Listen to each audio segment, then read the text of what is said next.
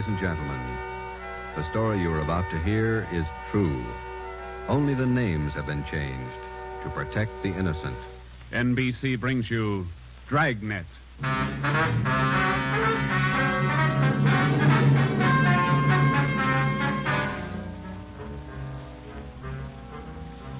You're a detective sergeant. You're assigned to homicide detail. A gang of quick trigger gunmen have moved in on your city. They've given public notice that they'll kill the first cop who tries to take them. You know the risks. Your job, apprehend the suspects. Dragnet, the documented drama of an actual crime, investigated and solved by the men who unrelentingly stand watch on the security of your home, your family, and your life. For the next 30 minutes, in cooperation with the Los Angeles Police Department, you will travel step by step on the side of the law through an actual case, from beginning to end, from crime to punishment. Dragnet is the story of your police force in action.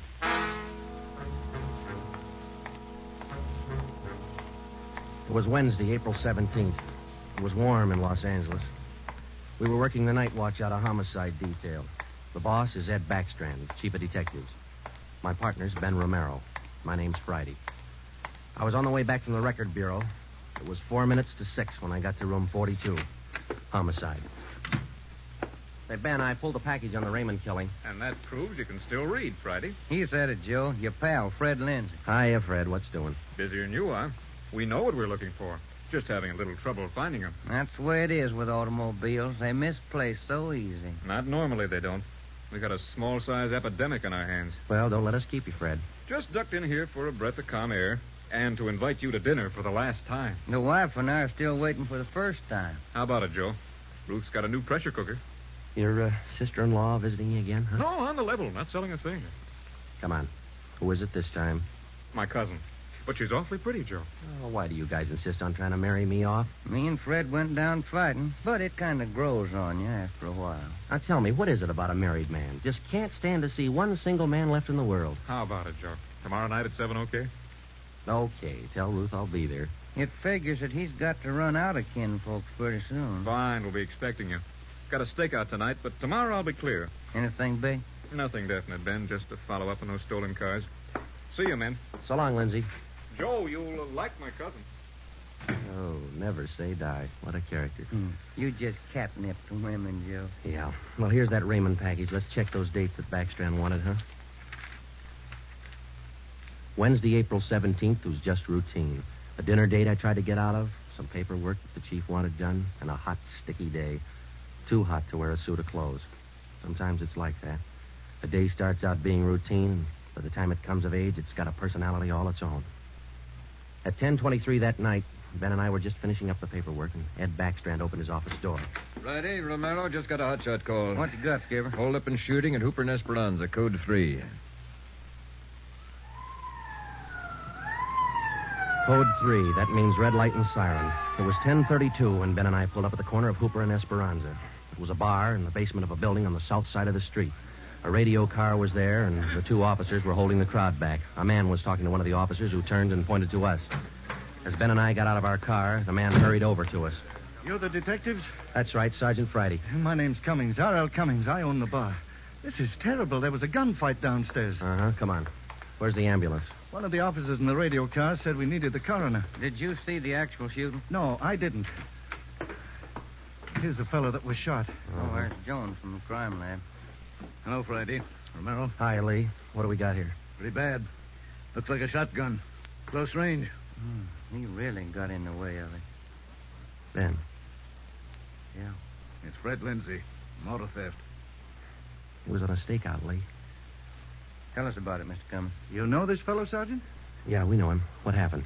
We had a holdup tonight. 3 men. Yes, go on. Well, business was good, real good. We had a large crowd, and I was happy about that because I've been trying to sell out for a long time now.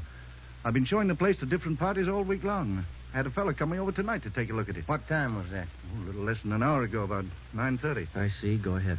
It was almost time for this man to show up, so I called Eddie, that's my bartender, and I told him to kind of keep a lookout for the man because I was going back to the office to get the books ready to show. You know how it is when you want to sell a business.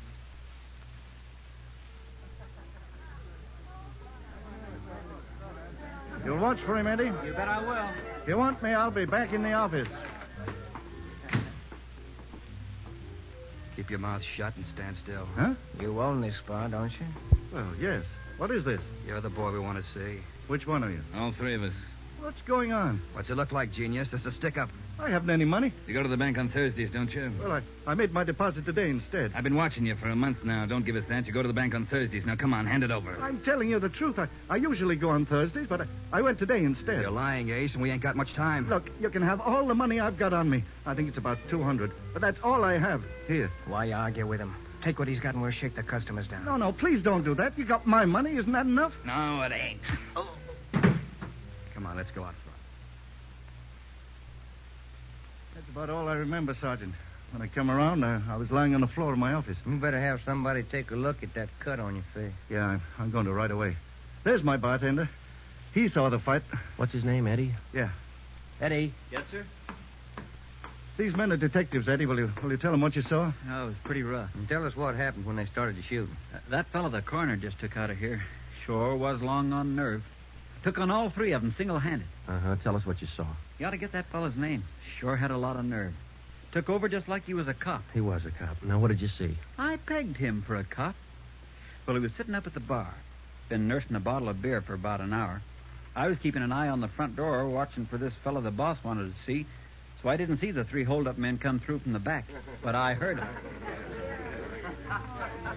All right, let's knock it off.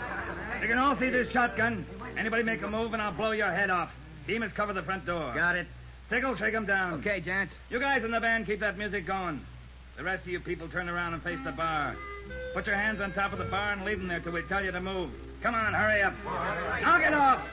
Okay, Sickle. We'll take your money, your watches, anything else you got. Now, don't try to be cute and hold out.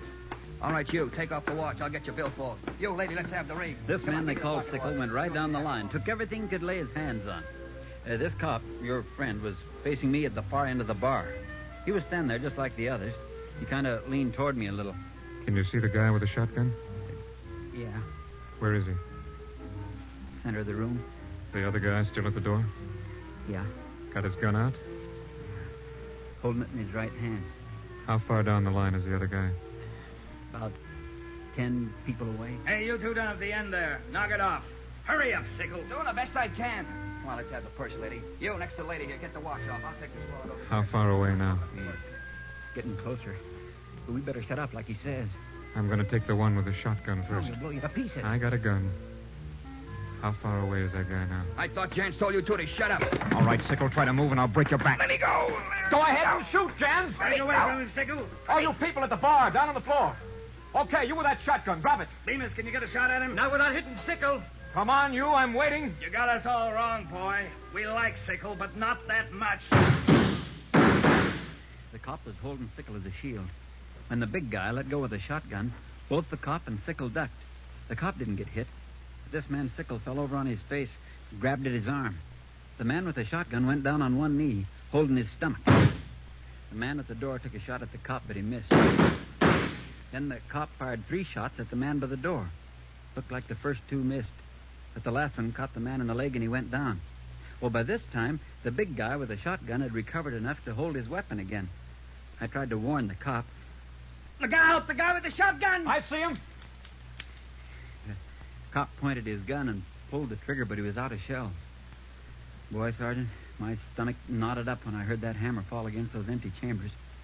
The cop threw his gun at the guy with the shotgun and then ran right at him. You know, it was just as if that cop was trying to run right down the barrel of that shotgun. I glanced at the cop on the floor, then I tried to follow the 3 of them as they made their way out of the bar. They jumped into a car out front and drove off. As a kid, I used to watch Bill Hart take on a whole gang in the movies, but this way, right in front of my eyes, Sergeant, he was an awful brave guy. Did you get the license number of their car? No, I didn't. I couldn't see very well. You got a pretty good look at all 3 of the men, though, didn't you? I believe I'd recognize any of them. Thanks, Eddie. What's your last name? Bowers. Eddie Bowers. Got that, Ben? Yeah. You'll be hearing from us, Eddie. We may want you to look at some pictures for us. Glad to help any way I can, Sergeant. I hope you get the men that shot this cop. You're sure going to try, aren't you? Yeah, Eddie. We're sure going to try. The next step was for Ben and I to make a complete report to Chief Ed Backstrand. They got Lindsay, huh? That Fred Lindsay an auto theft? Yeah, that's right. Good cut. You say he wounded 2 out of the 3 in that holdup. Yeah. That means they'll have to have medical attention in a hurry. We'll check all the small hospitals, cover all the drugstores to get a line on anyone who's bought medical supplies in the last hour. Uh-huh. As soon as medical detail notifies Miss Lindsay, I'd like to go over and see her. Smith from the medical detail's out there now. By the time you get back, we may have a flash in the drugstores or hospitals. We'll be back in 30 minutes. Call in when you get out there. Right, Ed. You might carry this with you. Yeah? I'm sick. I'm sick to my stomach about this thing. I want you to get those 2-bit punks. I don't want them to see another sunrise. Got that, haven't you? Yeah, Ed. Let's go, Ben. Chandler? Yes, sir. Put out an APB. Have communications broadcast the descriptions of these suspects every 30 minutes until further notice. Get that to communications right away.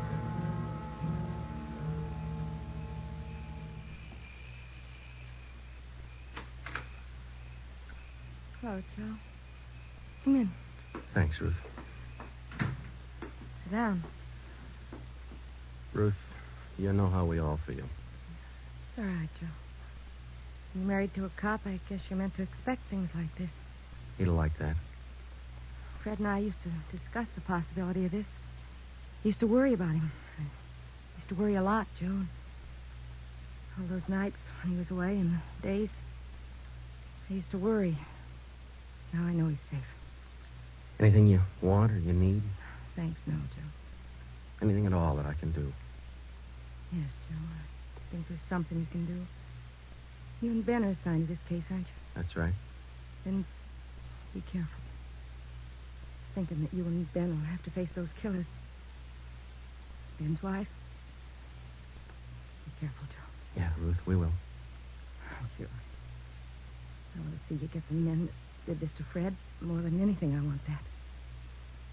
No more heartaches. Yeah. Thanks for coming by, Joe.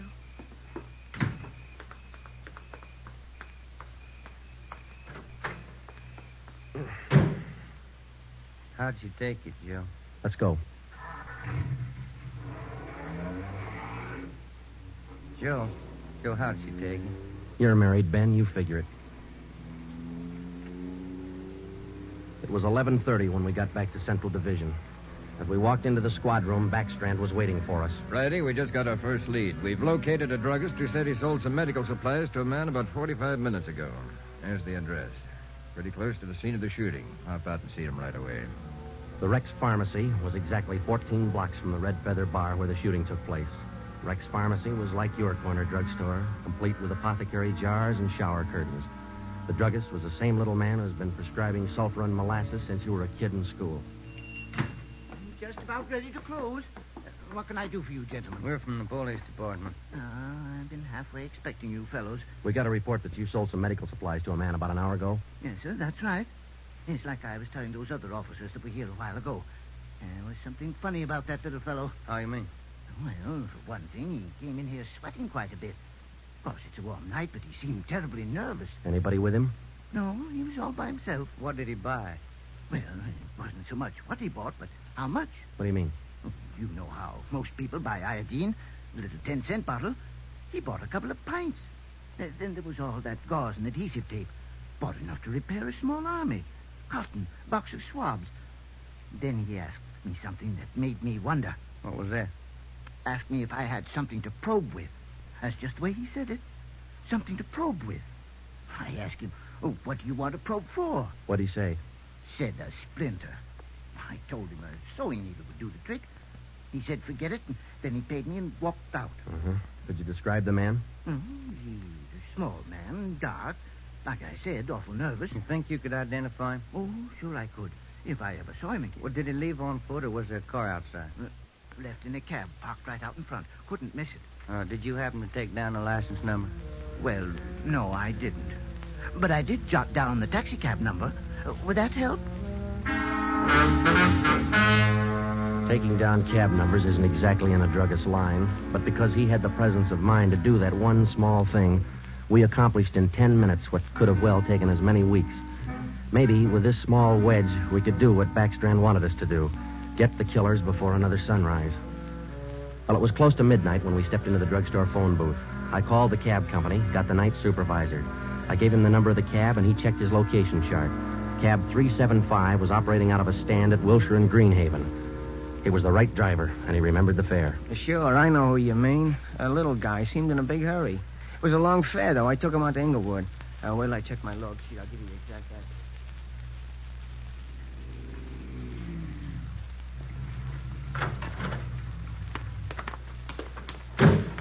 Here it is, Joe. 1523 Imperials.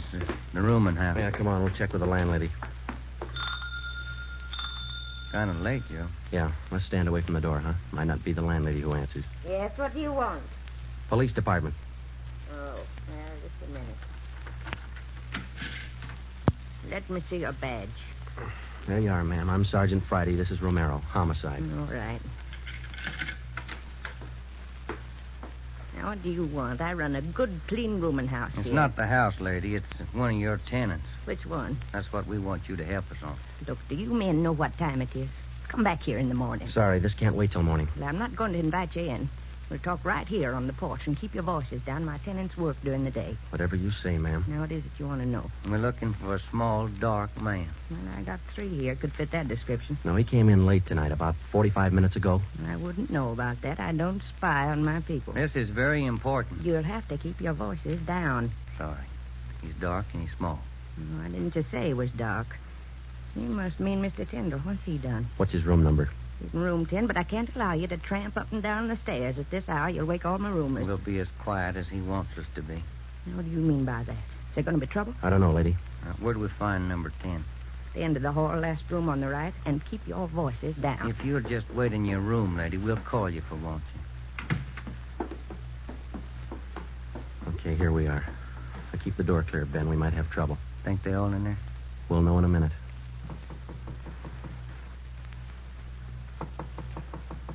Who is it?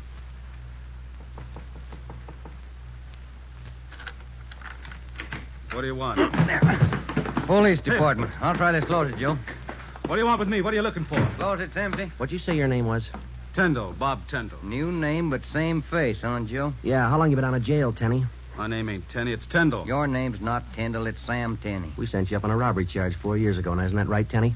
No, it's not right. You got the wrong man. I never been in jail. Yes, you have, because we sent you there. Now, come on. Who'd you buy the medical supplies for? I don't know what you're talking about.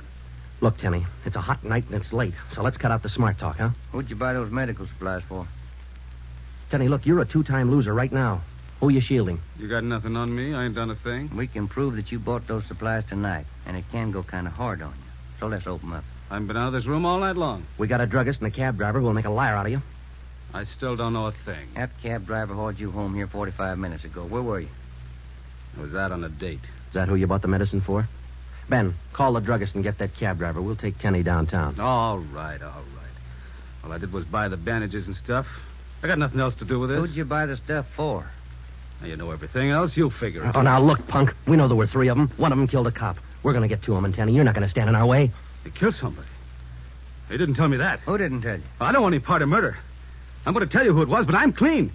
I got nothing to do with it. I was trying to help him out of a jam. Who were you trying to help? It was Roy Bemis, Charlie Sickle, and Red Jans. They didn't tell me nothing about murder. Well, why'd you help? They offered me a pretty good piece of change to run an errand for them. You know I got paid for. That's all I had to do with it. Where did you deliver those medical supplies? I have to tell you that. I'm afraid of Jans. He's awful free with that shotgun. We'll give you protection. Now, where are they? Can I go to jail till you get them? You'll get protection. Give us the address. It's an apartment house. Just around the corner from here. The Blue Eagle. We took Sam Tenney down to Central Division with us.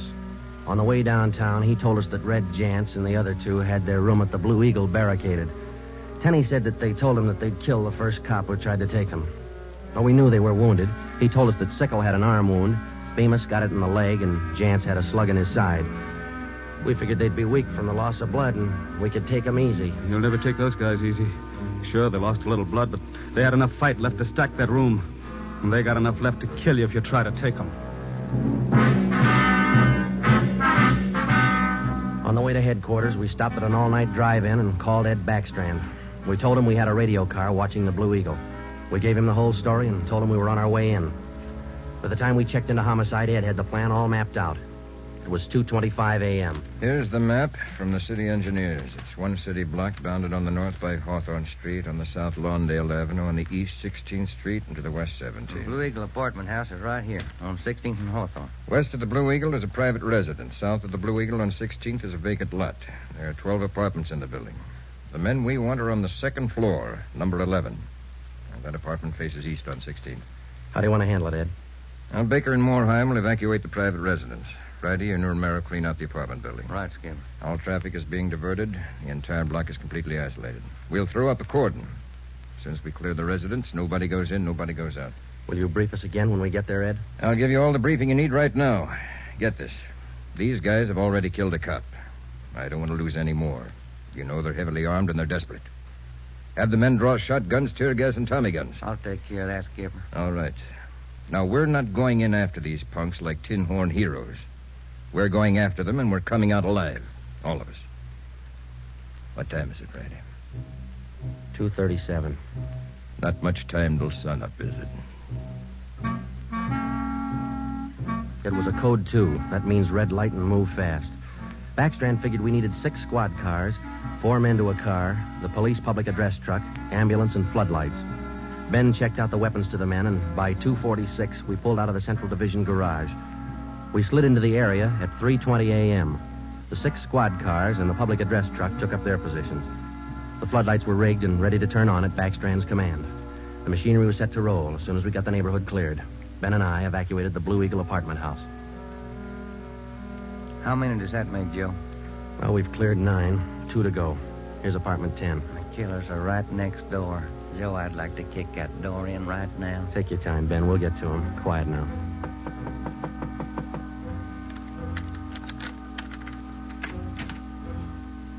What is it? Police department. May we come in? Yeah, of course. What's the trouble? No trouble. We're evacuating the building. Now, we'll have to ask you to leave by the back door. We'll notify you when to return. Please leave quietly and lock your door. What's going on? No time to explain. Thank you very much for your cooperation. Okay, now, we'll skip 11 and go to 12. Yeah.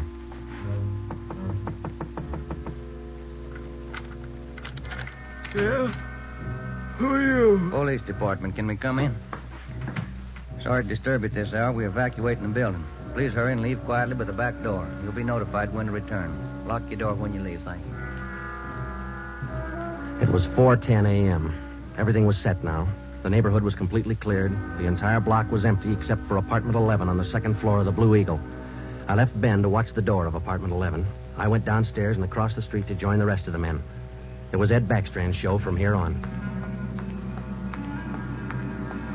That's it, Ed. All set.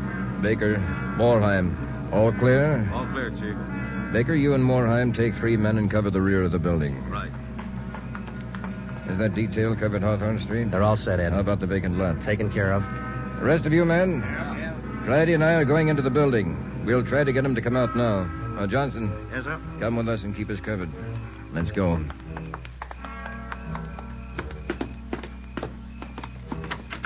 Apartment 11's up at the head of the stairs, Ed. Right.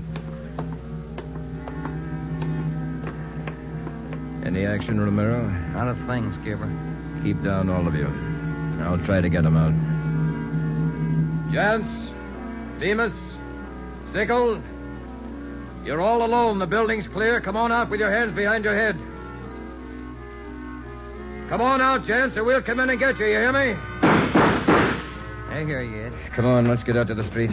Johnson, cover that door and be careful. Keep down. Right, Chief. Friday, Romero, come with me. We left Sergeant Johnson to watch the door, and we ran out into 16th Street and ducked down behind the police sound truck. The floodlights hit the side of the building. Backstrand grabbed the microphone.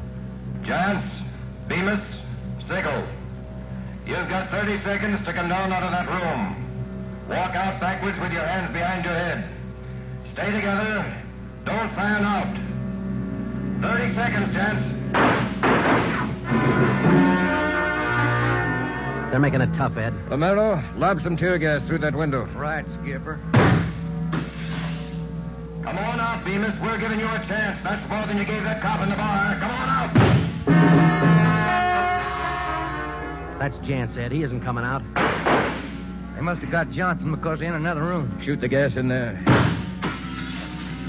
That's not going to get him out, Ed. Give it time, Friday. Floodlights in up there. Friday, rake that second floor with the Tommy gun. Let's keep them in one room. Right. Hold your fire, Friday. George, give us a couple of masks. Ben and I are going in. The rest of you men concentrate your fire on those 2 rooms. Pin them down. Here's your mask, Joe. Let's go.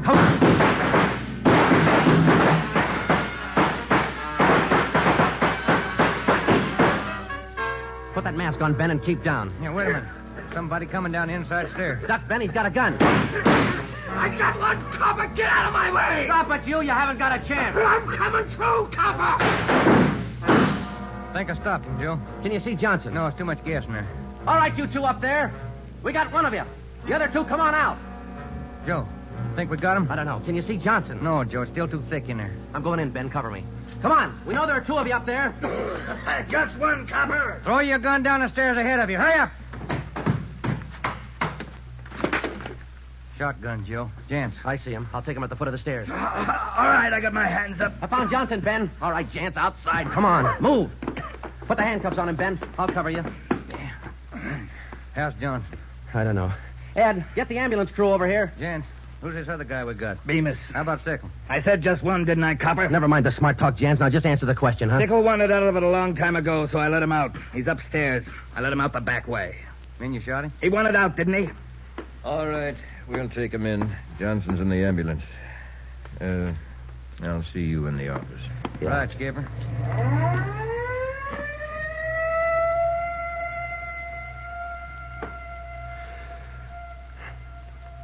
How about a smoke, huh? No. Yeah. Here you go. Backstrand said he didn't want those men to see another sunrise. Yeah?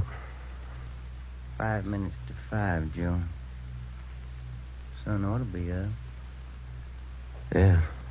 But look, Ben. It's cloudy. Guess we'll never know, huh?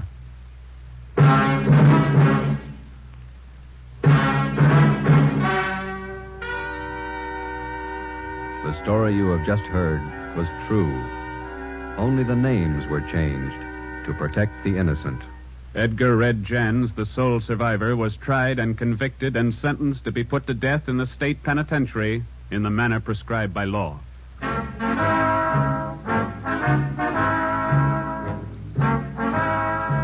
You have just heard the 4th in a new series of authentic cases from official files. Technical advice for Dragnet comes from the office of C.B. Horrell, Chief of Police, Los Angeles Police Department.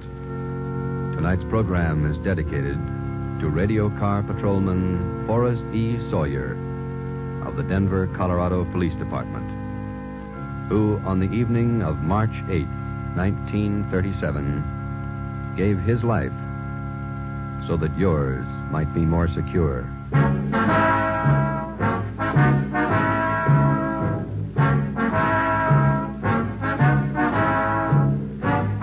Dragnet came to you from Los Angeles.